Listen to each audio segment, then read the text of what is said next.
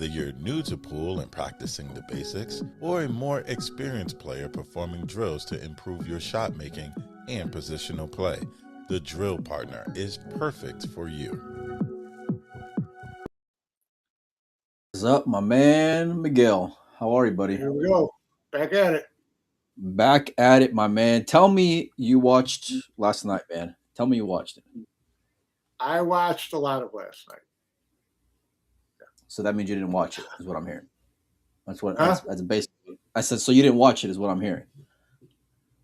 No, I didn't watch it like live, the entire thing from first ball to last. No, not at all. Oh, okay. You missed the great. Well, no, you didn't miss it. It was great. It was absolutely great. Yeah, I went back and watched, a huge amount of it just to see where the ebb and flow of it was and player reactions and things like that. It was watching it live had to have been really tense. Yeah. Maybe even watching it, so yeah, it was. Yeah, it was great final. I mean, they obviously both had their chances to clean it up. Yeah, it was a terrific match. You know you're doing something right when a filler final was the worst, was like the most boring part of the weekend. You know what I'm saying? Like never in a million years would you have guessed it, and not for nothing, but like women's events and women's finals historically, and not just a filler final, filler. Yeah, well, that was a decent matchup. Those games, you're just like, oh, this is just going to be a barn burner, and didn't turn out that way. But well, I mean, like it was, even though filler won in straight sets, I thought it was like it was about what I expected. It was an incredibly high standard. It wasn't there wasn't a lot of room for mistakes, and then it was over before you even got comfortable with it. Yeah. Great stuff.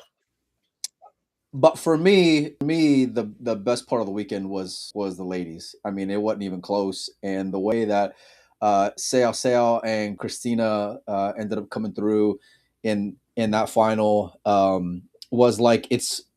I don't even, like I said, I don't even know that I had a ton of expectations. I know it's a rematch of like whatever it was, 2024's World 10 Ball Championship, but like this legitimately had me on the edge of my seat. I was out with Madeline last night, and I think maybe missed the first set, or like the beginning of the first set, and it was like I'm scoreboard watching. I see 4-1 Sal, and I'm like, okay, like didn't really give it too much weight, to be honest with you, Mike. Obviously, because you're getting the 5 sets, but yeah. It ended up just blossoming from there. Let's talk about the runner up for a minute, Mike, and Kristina. Tell me your thoughts on how she played in that matchup and those missed opportunities there to close it out.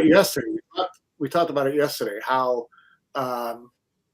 focused she gets and how dialed in, and she just takes punches, gives punches. She just she's just, you can see it on her face. She's in every shot. And really tell from a lot. I mean, her face will sometimes tell you when she just missed a shot she shouldn't have missed. But overall, she maintains a really even keel through the match, and just she's a grinder. She's a grinder for sure. I got a lot of respect for Kristina's game, and I got a lot of respect for her as a competitor. Obviously, she's a world champion already, so like that kind of goes without saying. But like to me, what I saw yesterday, and not just yesterday, what I saw just throughout the end of this tournament, even going back to that Cheska match, and the way that Kristina was able to close her out, and she did. Like she finished. She finished, and she finished those sets a lot in that final as well. And I know it didn't end up the way that she had obviously wanted, but the way that she was able to close out certain spots within the quarters, semis, and then at spots in the final, I really, really got a lot more respect for her game in the overall, Mike. Like I thought she showed a lot of killer instinct. obviously, I'm sure she didn't like sleep well at night with those misses at the end, especially Yeah, when a chance to actually close her out, because that's going to haunt her for a little bit, and it should. That's just what missing out on a world championship should do to you. But damn, Mike, when she when she lost the rack to get to three first in the case set, right. you kind of saw the wind get out of her sails a little bit. But then to follow that up and to show the Yeah, resiliency, right. like she was That's stalking that table just like I've she's seen learned. Yap do, Filler do, all the big boys, Federer do, all those That's what she's learned how to do. That's what she's learned how to do is quickly put that stuff behind her and come out and got, you know, with a totally different focus and attitude. And yeah, she did that. She got that back to 3-3 and got it to the shootout. And like I said, the shootout. She had her chance there to. She had that one shot to end it all, and didn't get it done. And the tougher one to me was in the fourth set when she was breaking at 3-3 and broke dry. Let me ask you She about had a that breaking drive, because we had a conversation about the rack, Mike, and it seemed like, yeah, especially in a race to four, I mean, there was some brutal, brutal racks, and not from like a tactical side, but I mean from like how terrible the rack was, Mike. yeah, yeah. I didn't notice on that particular rack if it looked that much different than her other racks because it looked to be kind of the same to me, but yeah, she got stiffed on that rack, and that was that cost her an opportunity to end it in 4 sets. So, but yeah, she battled through that fifth set, got it to that shootout. Um, you know, take on that type of match going to a shootout in the World Championship being decided that way. Look, I think From the and not from intensity standpoint and from the purist standpoint. well, there are two different takes for me, if that's your lens, but from the purest standpoint, obviously you want to be decided by Yeah, playing play it nine out. ball. You want Yeah. you want and you know listen, we've seen, and you can compare it to like any sports. It's like the momentum's a real deal thing. Like it is Yeah, it is. absolutely a real thing in sports. And so for Kristina, I personally thought that out of the two, Kristina was breaking better. Now, the break wasn't necessarily the best by any standard, but out of the Yeah, two, really. I liked Christina's break more, right? And I thought she had more consistency in terms of, like, again, it wasn't a lot, but she had consistency in terms of getting a ball down. And once she got a ball down, more often than not, she had a look. Whereas with whenever she didn't make a ball, she didn't give Seoa nothing. Now Seoa got a lot of rolls in that last set, but nevertheless, um, like from a pure standpoint, you want it to be ended with playing nine ball, and you want it, and especially because Kristina earned the right to break in that last game, you wanted to see it, give her a swing, like she earned that right, and you can go and say, well, she didn't get to three first or whatever, but I like, to me, the fifth game was about as intense as a hill match as you can go and ask for. But I really, even though the shootout didn't disappoint because Kristina had her chances, I want I Yeah. wanted to see I wanted to see it be played out playing nine ball. So that was just me. But look, Mike, you talk about we talk about moments in sports all the time, and in pool, it's very hard to come by. And for me, one of the best moments that our game has had in the last 10 years was the teams event where Pia drains that spot shot, and how much of Right. like a picture moment that was, and that was Yeah. special, like really, really special. I Yeah. don't know if I would have called it a world championship then, and now I give it more respect in hindsight, but um, like if there is something super compelling, and whether you love it or you hate it, you're watching the shootout no matter what. So I don't know. Yeah. It's And tough to say. Yeah, it's different to me than like say, well, they do that in soccer. Yeah. That's different because they do it in soccer because they could play for another 9 hours. Okay, that's Well, but you it's could necessarily do the same thing, even if you had a win by two, like in tennis. You could realistically go and play for another hour plus, especially given how terrible those racks were.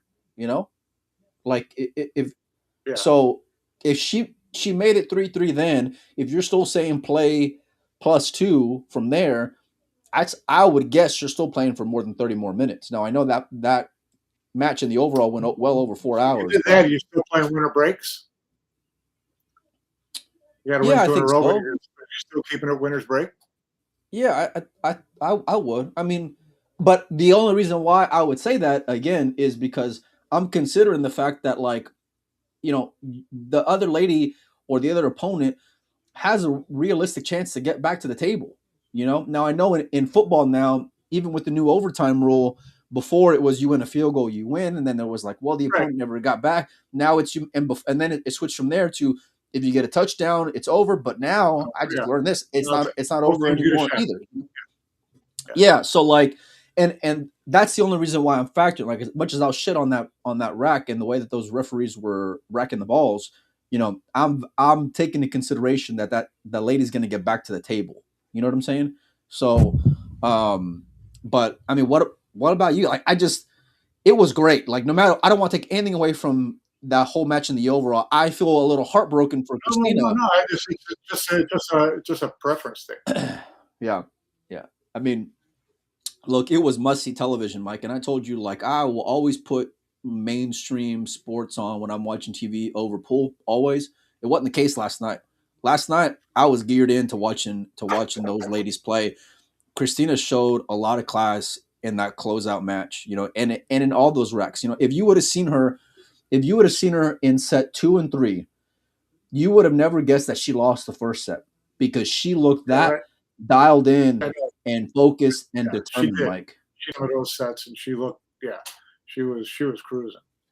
Yeah, and even in that fourth set, I know it didn't go her way, but she came with some massive, massive shots. Mike did Kristina like, and I mean those are the kind of shots um, where you get more respect. I feel like from fans or maybe within yourself or whatever, because I've seen so many top guys and gals go and fold, and they were like, I don't care if it was a man or a woman shooting those shots, that was not fucking easy at all, and it was high intensity. No, And so, obviously, she would have much rather have won. To me, it was all about that fifth game in the fifth set. Like that was the whole thing for me because you can tell that by far that was the best rack of the whole match for me. But on top of that, you can tell both of them wanted to get there because they wanted to have a yeah, chance at ending it. Nobody.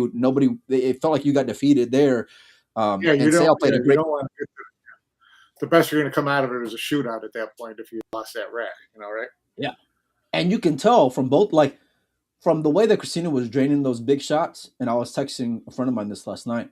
Like, I would have bet a decent amount of money, and I didn't, but I would have bet a decent amount of money that Kristina wins the shootout because I thought she was more fundamentally sound at the end of that match than Seoa was because I thought Seoa was steering a lot of balls and her stroke was letting up because of the nerves and the pressure and all those things. You know what I mean? Um, Yeah, including in that whatever it was sixth game in the fifth set because she had a chance to close it out, let Kristina back at the table first, and then Kristina yeah, did what Kristina was doing. You know what I mean? So, yeah, but kudos to Sal because listen, that especially at the end, to you're hoping that Kristina misses, which she did, which was brutal. If you're a fan of Kristina, and then you still have to follow that up with making the ball right to go and tie it up yeah. You've already clankle. badly, including the first one, Yeah, and I think the badly. first one and the third one. Yeah, like And and now you're shooting from further distance yeah. even on that last one. So yeah, it was. What do you think was going through her mind? what was going through your head, Mike? um, look, she looked, did say, like a deer in headlights. Like she was just scrambling on ice there, in that shootout. Neither one of them looked very comfortable at all ever, No. and rightfully so because it was so. It's I was shaking on the couch, sweating. You And know what I mean? they've been dialed in and 100% focused for the last 3 hours through 5 sets. I mean, they had to be drained by the time they got to that shootout. Well, you saw it when Kristina let out that just slouch in the chair when she tied it up at 3-3 in the fifth set, and Yeah. then you gotta just immediately set it to the side and go in there and play all eyes on you, biggest spot shots to save your life. You know, um, like when Kristina misses the last spot shot in the kitchen, right? Like further in the kitchen, right? The one that got Yeah. harder. I immediately went to start writing my post for Seoa winning because in my head and in my heart, I just knew Done. she's gonna get it. You know, it's brutal, but she's gonna. Even though she had missed those two already that were easier, right? From by that degree, you just knew it, Mike. And my heart She kind had of new life. She had to come to the table excited because she didn't think she was going to get back to the table. Well, she was just fighting for her life up until that point. She never had a chance to close. Yeah. Like ever since that whatever was sixth game in the fifth set, she never had a chance to finish it off from there. Like she was always playing from behind because she missed from the very beginning.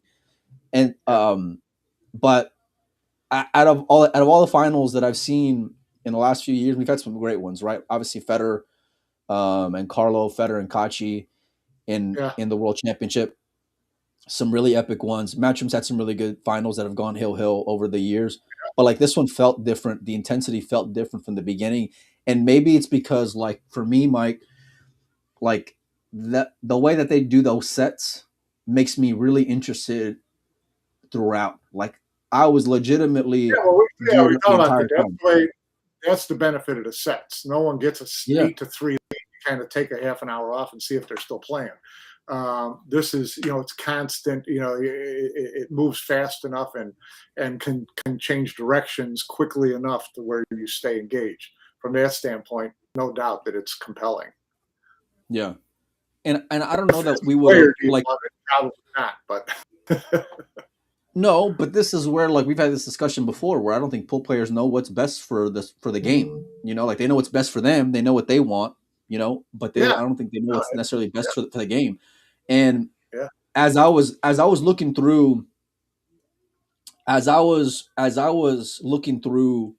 the four sets, right? Once it was tied up at 2-2, right, in sets.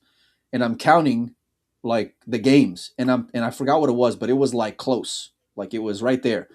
And in my head I'm thinking like I wouldn't have been this interested to this point. I would have just been watching the last 30 minutes had it not been set. You know what I mean? Like had it just been like a straight race to 13 or whatever, like I wouldn't have been as interested in it throughout. And this is where I do feel like they're onto something here. Again, whether I feel like it should have ended in a shootout or not, you know what I mean? I don't know, but you can't say that it wasn't a great watch because no matter what, it was a great fucking watch, Mike. I mean, just amazing, but what was your take on Seoa on how she was able to kind of like come back? She was up 1-0, loses the next two, and then she's a hard read. She's a hard read when she's playing. It just she doesn't. There's more times to me that she doesn't look confident that she does. That's a fair take.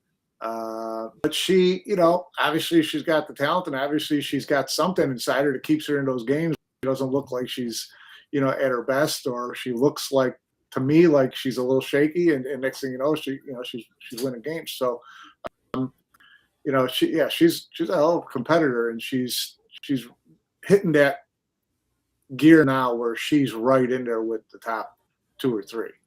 She's kind of an afterthought to some extent, but then if you look at her accomplishments, like she deserves more respect than I feel like she gets. She's titles wise, there hasn't been a ton, but she's always up there, and she's gotten better and better. She's young. What is she, like 24, 25? Yeah, I guess so. If that, somewhere around there, some 24, 25. So Asians in general, they could be 52 or 22. You just never know. You know what I mean? Like they just age so so well. yeah, no, it's yeah, she looks like she's going to be there for a while. She's getting more comfortable there. She doesn't look surprised. She's getting to Yeah. these matches now. So she's got some good years out there. Some great young players Yeah, right is, there dude. for a long time, man. I mean, Kristina and Yeah. Seoa, and these are women that are going to be there for a while. Yeah, and I'm excited to see them continuing to compete in this type of format because I do feel like this will, if Sale were to go play WPBA events, this will serve her really well because going back to a traditional race and things like that, I feel like this will. She has, yeah. It will serve her well. Yeah. But yeah, and we've talked about this before too. As far as sets and like that and shootouts, I like that there's big events that have different formats. I really don't want to see all of pool for consistency's sake play the same format, the same races, the same whatever all the time. I've always liked having different majors and different tournaments have their own identity, and you play them. And some guys are going to do better on clay, and some guys are going to do better on grass, and some guys are going to be better on hardcourt. And so, I kind of like that difference in pool. You're not going to change the table or the cloth or whatever, but you can change the sets, the format, single elimination. I kind of liked, the more I thought about it, the more I liked the Philippines Open. If you're going to do one off a year and do a single elimination, have at it. I'm all for it. That would be fun. So it just, mix it up a little bit. Have a different way of watching it that's exciting. Yeah, and I feel like you can still get this like different mix of. You're still going to have great consistency as far as the top guys, but like there is going to be those specialists. Like I can remember going back to the Derby last year, Mike. The way that Filler was breaking the balls at Derby was the best break I've ever seen. In a tournament leading into a final. Like I mean, he was just controlling everything. And it wasn't the same break format as they were using in WNT. But my point is that it's like you can have these little differences, along with like whether it's just a rack or the break box or whatever. But at the same time, like the races in the format, where it's exciting to go and watch. And maybe it's just been like us being overwhelmed with, events going on or whatever. But man, it's tough to compete in sports with traditional sports. And I'm not saying that Poole did this weekend, but like as someone who appreciates both genuinely and will rarely go and choose like Poole over regular sports as far as like the main thing that I'm watching, those ladies showed up yesterday. It was just an absolutely phenomenal day for them. It was a lot of grit by both those players. Yeah. You saw a lot of like human sides of them where like you can tell like they were getting more and more nervous. Their body language was showing it. Their shot selection was showing it. The way they were executing was showing it. And it's also very rare that I think that the one who I feel like executed a little bit higher ended up losing, and that's what the chaos of the Pro Bird Series brought yesterday, because I thought Kristina played incredible. But that spot shot, whatever it was, 25,000. How cold blooded you got to be to hit that, especially given the wave of emotion that Sale was on, man. You know what I mean? Like it's insane. So, Mike, along with that, obviously the men's open ended. Filler took down Capito in that final, which was Robbie put up a good fight, all things considered, but Filler just did Filler things. What was your takeaway on that one, buddy? It just Josh, he was in this whole term. He just looked like he was a different level than everybody else. Yeah, he looked as automatic as we've seen him in probably 2 or 3 years. Just at least all year outside of the Mosconi Cup. Yeah. Last year, I don't remember, what events I saw him in where he looked that automatic, that dialed in, that no matter who he was playing, they were playing for second in that match. So he just looked like that, and he looked like that at Mosconi. I mean, the last 2 times I've seen him play, he looked like there wasn't anybody in the world that was going to touch him. If it was a 1 or race to 100, race to 12, didn't make any difference. No one was getting near Josh. That semifinal was great for me. I sweated it, and but that was given the side they were on, you figured the winner was coming out of there, and they did, Yeah, right. But like it was, I love seeing, and also Josh giving Aloysius respect, saying he thought of him as the best player of the year, and rightfully so. I don't care what, what Yeah. ranking system, all these flawed ranking systems we have within the sport, but everybody who has seen Yap play all year knows that he's the player of the year by a mile. And so to see him get over the hump there and just Yeah. play razor sharp, is what Josh did. And so that's the guy that we all became fans of for sure. And so, I can't wait to see more. I can't wait to see how he starts off next season again.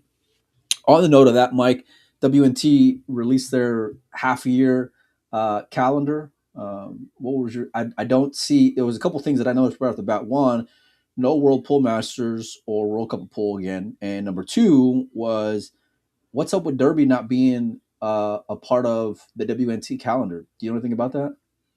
I don't know anything about that. I noticed that too. So, maybe it's a format issue. Maybe it's who knows. I don't know what it is. Or or maybe there's not enough top players there. I don't know what the issue is on that. But I did notice that'll end up being a byproduct of it for sure. Yeah, I did notice the first half of the year WNT. Big announcement. The big announcement basically is that there's a lot more secondary tournaments, but the meat and potatoes of their release schedule is kind of same as last year. I mean, Premier League pool, UK Open, European Open. Okay, it's kind of same shit as last year. So nothing was added to half of the year, which means again that the second half of the year is going to be chaos. So they're talking about adding a third U.S. tournament. You've already got two that are going to be more of that July, August type of area. What were they this year? They were, August. They were both August last year, Florida and U.S. Open. That's also because they were close proximity. We don't know where the U.S. Open is going to be this year. Not really nothing interesting about the first half of the year schedule. I'm more interested in knowing when we will see the second half of the year schedule, which last year we didn't talk about August for. Yeah. That's interesting to me. Obviously, Pro Billiard Series Predator came out with their list of tournaments. They have 8 tournaments lined up. Too early in the year in the U.S., too late in the year in the U.S. And there's already an overlap I saw with PLP going and overlapping part of Vegas. So at the beginning of the year. Yeah. That'll be so. Well, it depends on what players want to go where. PLP is a different animal than an open tournament, so it's kind of they invite whoever they think can show up. Well, I think you're going to get for PLP. You're going to get. I don't know. I don't know what the Predator announced these events, the dates, and the total prize fund. Not what any of them are. I mean, I think they did announce that they did say you can sign up for Las Vegas, which is a men's open and a women's open. There's got to be more to it than that because it's one of the biggest prize funds of the year. It's not a world championship. I heard. Well, I don't want to put it all the way out there, but I heard that they usually end up having some kind of mixed event, right? And I've heard that it's going to be pretty cool. So for and when I heard one of the teams announced, I was like geared up for it. Yeah, well, the prize. I mean, they all have that kind of third element to it, but this one, the prize money's second highest for the entire year. So I kind of thought that there's something special going on with it from a prize money standpoint. But again, I don't know where the world championships are. They've got that Valley with a $520 prize purse. So I'm assuming at least one of the men's or women's world championships is into that event. But there's no description of what these tournaments are, so I don't know what to expect in terms of who's going where. And then you've got there are some other events, the Qatar Open, China Open. Those were announced too on the WPA calendar. So I didn't know whether there was anything overlapping there. It looks like China Open runs right up to the Vietnam tournament, Predator tournament. Qatar is in October. Predator doesn't have anything in October schedule, so I'm going to be curious to see where these guys choose to go, especially when it comes to these events and how much of these, like if there are overlaps, because players are going to want to play in World Championships, Mike, and in these big events, and you got to have WPA points in order to play in some events. The thing is, Predator, has these events out there right now with their dates. Always subject to change, but they're out there with these dates. So if you haven't done your calendar for the second half of the year, you don't have it penned in yet, you know where you can be and to make the best of both worlds. If all of middle of September is in Vietnam and Indonesia for the Predator events, well, then you don't take an event and put it a week earlier in Florida. So So what do you so how do you do that? At least you've got some heads up to kind of figure that part of it out. Now, if you step on something like the tough darts, but you know what the Predator, what the Pro Billiards Series events are. Well, with these fluff like secondary tournaments that they put out today, because really that's all it is. It's all these individual tournaments that decided to go underneath the WNT. 95 umbrella. In the U.S. Yeah, I mean, look, it's great to have U.S. events now, and especially what we talk about Moscone Cup all year long. I don't know how much of these tournaments these guys are going to be traveling to. Which ones are going to travel where, and who's actually going to go and travel. We saw an event out in Jacksonville with really no American players. So how many of these Americans are going to be traveling this year relative to the last couple? Especially how. And I know we're going back to traditional captains, all these things. So, I want to have more clarity so I can get a realistic idea as far as, who's supposed to be traveling to compete. You know what I mean? Or who claims that they want to actually compete versus how it's been the last few years. Great for regionals, so kudos there. I'm really interested about that Derby thing because that was a decent event and there wasn't very many of them there. That was the beginning of the year for a lot of players, the beginning of the season, for a lot of players. So I want to see if there's going to be any kind of update on points and what they mean and what they're good for. We kind of ran into that problem last year with the value of them. So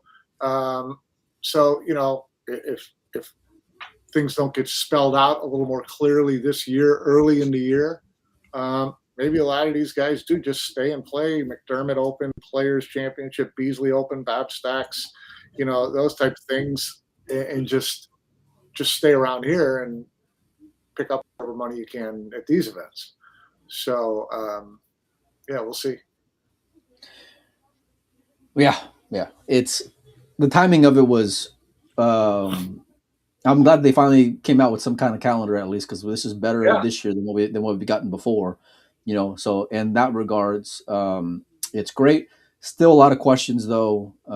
So we'll see how it all kind of unfolds. Listen, I hope you guys enjoy your holiday season. We're going to call it a day a little early today.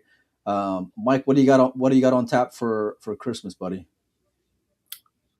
Well, I got my 560 ravioli made. So, that should get the family through Christmas.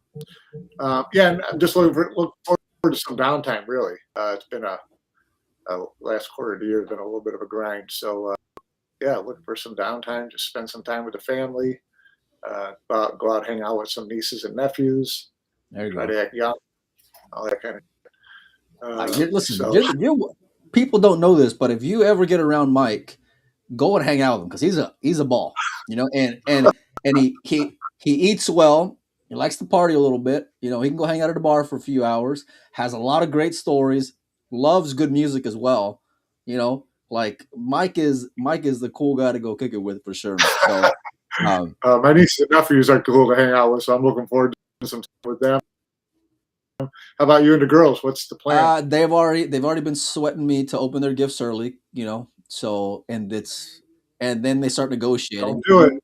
I know, man. It's so brutal. Don't do And it. the thing is, they know I'm a pushover, and they always send in Madeline to all the older ones. Send in Madeline to do the dirty work because they know it's hard for me to say no to Oh, her. that's what younger siblings are for, man. We always did that. My parents, my older brothers and sisters were the ones who talked me into being the first one to go and swear in front of my parents. Yeah. Oh, yeah, I love it. Yeah. That's so funny. Sounds like a good idea at the time. For sure. Yeah.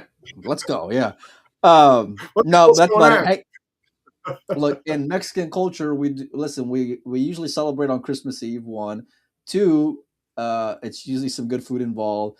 This time of year, I love eating pan de polvo and some tamales, so that's going to be a part of something that's going on over the next few days. But to be honest with you, Mike, yeah, something with some spice, that's for sure to open everything up. But no, just hanging out. The weather's great, and I'm excited to see the girls enjoy Christmas and spend time with some family. They got some great sports coming on as well, including on Christmas Day with the NFL.